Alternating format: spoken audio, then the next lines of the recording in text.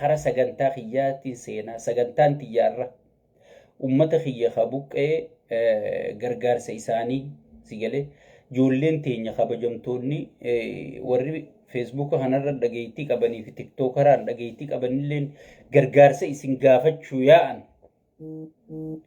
نمني وني والقباچون برباچسوف تنا نمني وني والقباچون برباچسوف خسغلي قبو يو مالكن قبانه سغلي نماته سغلي تامتسن شير غد يو سغلي توندندي يو مالك قباتي مالك خن يو يادك قباتي يادا غاري خن أمتا خينيا غرغاروف دي مخانا چينا دابدا غرغارسي خون ايسا خيس هردوفا غرغارسي خون كالتي نغايا اكن قساسمني وان أمتا فيدون اكا غايمو هردوفا خومينيتي ايسا جرتن خومينيتي هررگي جتة افوشا هررگي جتة غسومان تولقودو تك ايسا جرت arragartee warri sigatu jiru ala jeesi ajjeesaan jiru noole jeesi ajjeesaan jiru anniyya jeesi ajjeesaan jiru oromo jeeti harar ummata harargee buqqisaa jira tanaaf tokkummaa kee jabeessi tokkummaan kee sibiila tokkummaan kee hadiida ta'uu qaba wanni nuti siin jennuuf tanaafi jechuudha sigale sheekotiin manzaraa eessa jirta warri subhaanallaa jee ummata kanarraa gartee sabbata hiikuu ture warri gartee Aishaan akkana miitirkishoon akkana jettanii gartee dahaba morma ummata keenya duwwisaa ture warra jaartii dahabatti uffifnee muhaadaratti ergine dahaba malee qullaanu galchaa ture dahaba boochiftanii siigalee hadiisa kanaa fi istoorii arabaa tanatti guuttanii siigalee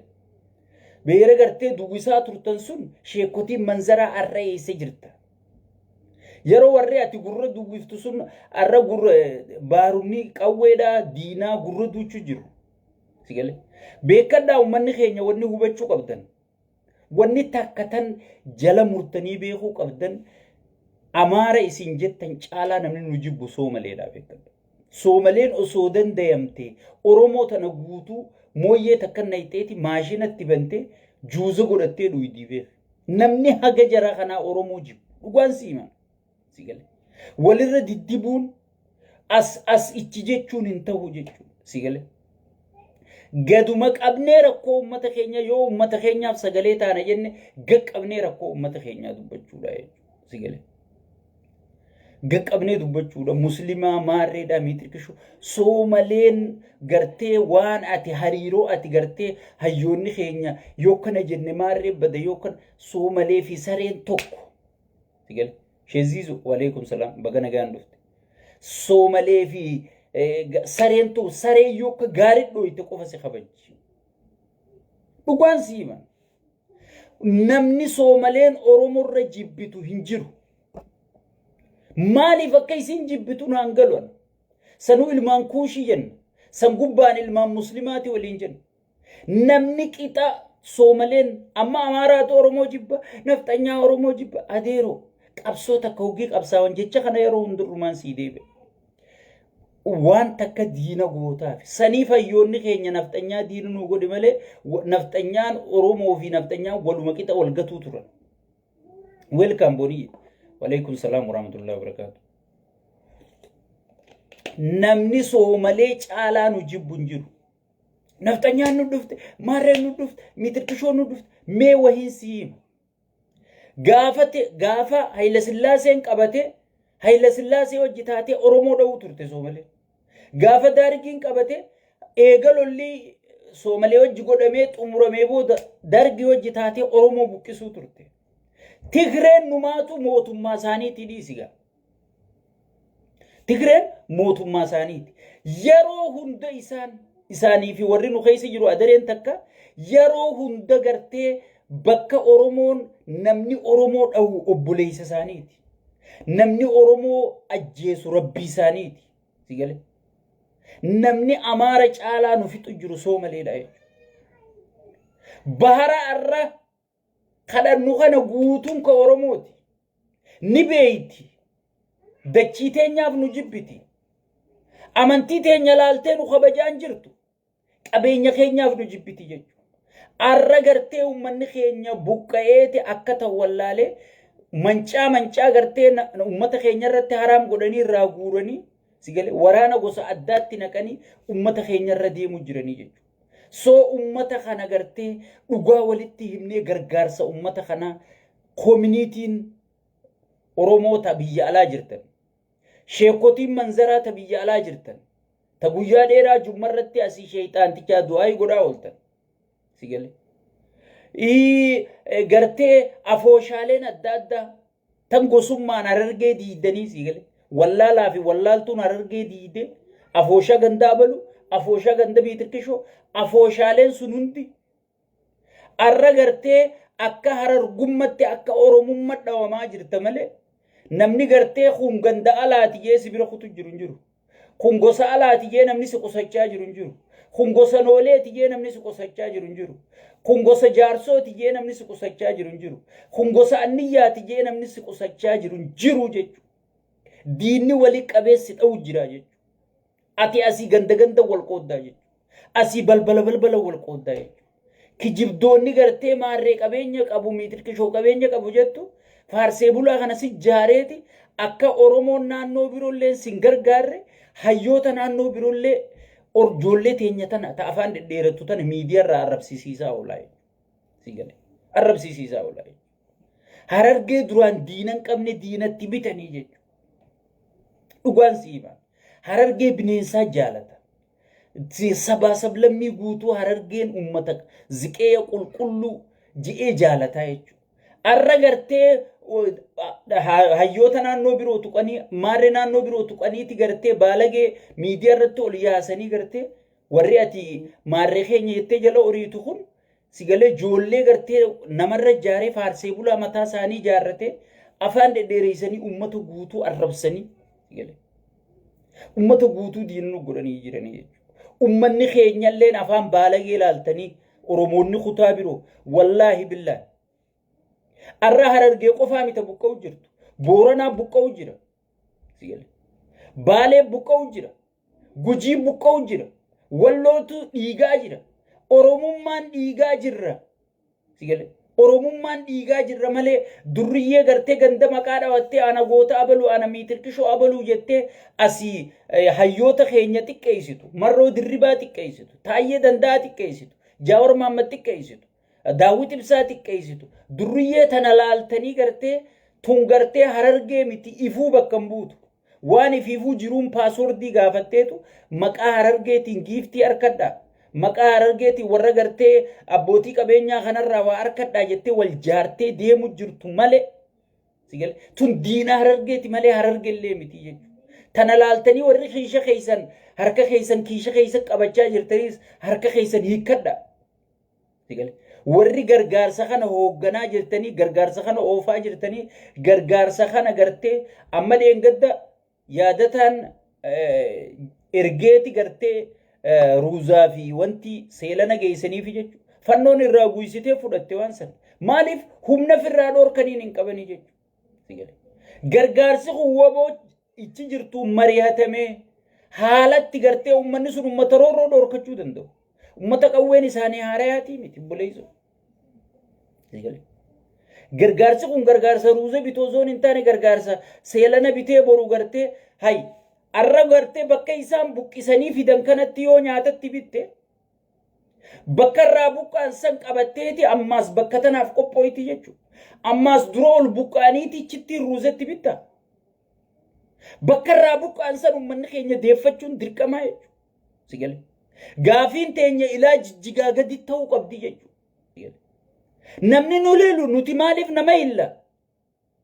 Namni nu laalatu nuti maaliif nama laalanna? Hay nuti xiiqii keessan gallu nuti namaa miti nu harkan qabnu sigale aktiivistoonni isaanii bar osoo if hin qusatin dubbachaa jiranii nuti namaa gadii kan if qusachaa oollu sigale warra siyaasaa teenya abada maarree teenya wanni feete abaddu ummata jirurra siyaasaa dalaytaami biyya jirtu hooggantaami biyya buqqisanii fixan Harar jala fidan Harargee oofanii Muyyaalee fudhatan Baalee fudhatan maal bulchuu deemna? Mee maal hoogganuu deemna mee? Sigale kana namichi qindeeyseeti gartee shayxaantichi akka gaaritti sigale akka oromoon buqqaatu akka oromoon tuffatamtu akka oromoon xiqqaattu godhe jennee information keeyso ozoon lolli kun hin eegalin hin barreessuu ture isin himuu ture sigale namni na dhagee hin jiru namni gurra naa kenne hin jiru sigale cufti gartee faarsee bulaa ta'eeti faarsee bulaan gandan nu galeeti saba biroollee nu diino godhe sigale sigale faarsee bulaan ganda lammii biroollee diino nutti godhe akka bardura harargeen tuqamtee amaaraa sagalee ta'a barbo walaayitaa hambaataa sagalee ta'a barbo arrabar oromootuma kutaa birootu sagalee ta'a jennee kadhachuu jirra bar waa kennaa dhiisi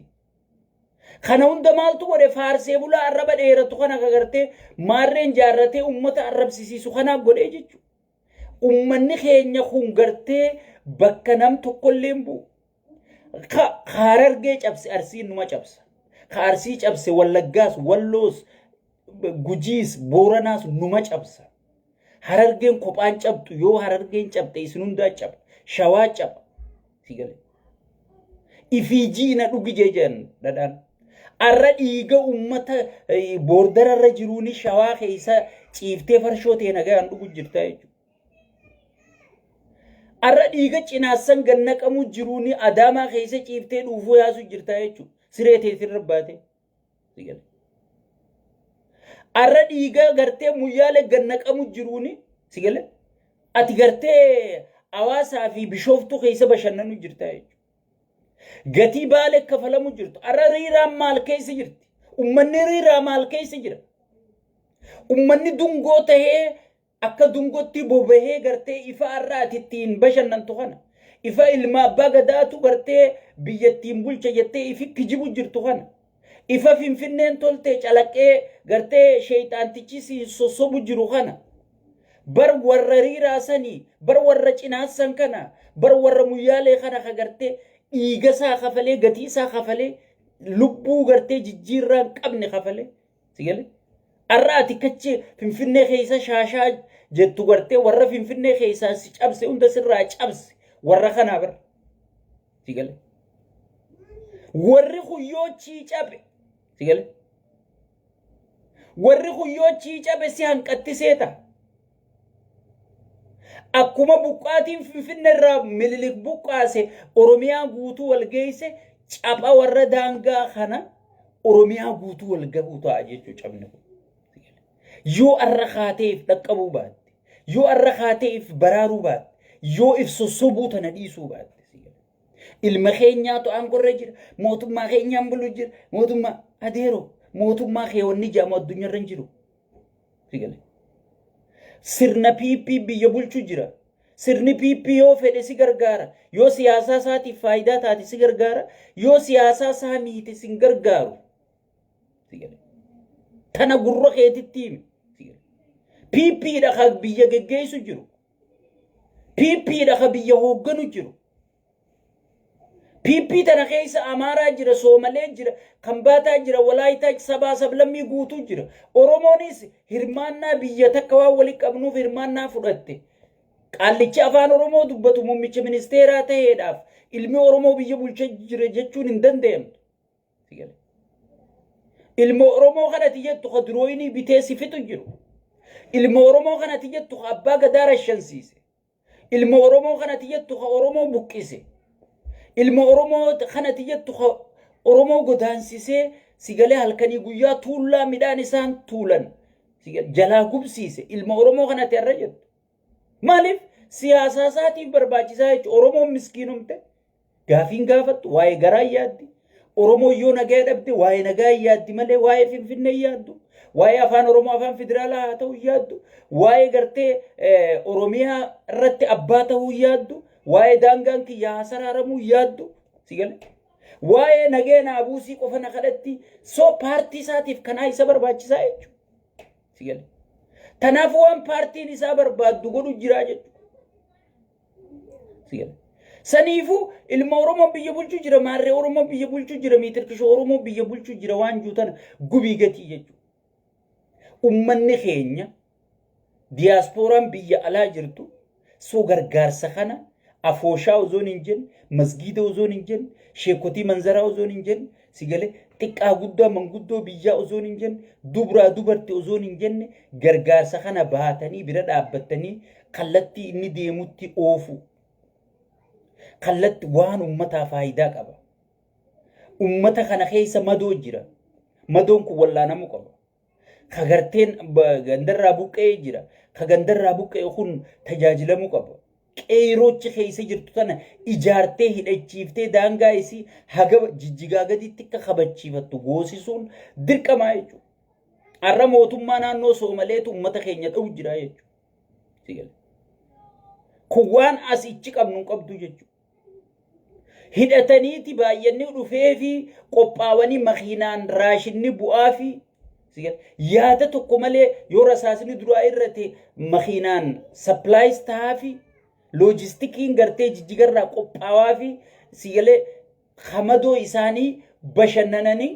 sadarkaa helikoophteraan fuudhanii wallaannatanii irra jiranii jechuudha. Sadarkaa sanirra jiranii jechuudha. Oromoon garuu sadarkaa waan nyaatu dhabee irra jira jechuudha. Mee osoo mootummaa ta'e taate amma mootummaan Soomalee sun mootummaa teenyaa biyya bulchuu jira osoo jette dhugaadha. Irraa fayyadamaa jirti. Irraa gargaaramaa jirti. Dachii isaanii hawaashii gaditti waan jalsan kaayyoo isaanii boonaniiti lafaan gaachuu jiru. Ilma keenyaa biyya bulchaa yoo jedhan isaan farraani fakkaatti jechuudha.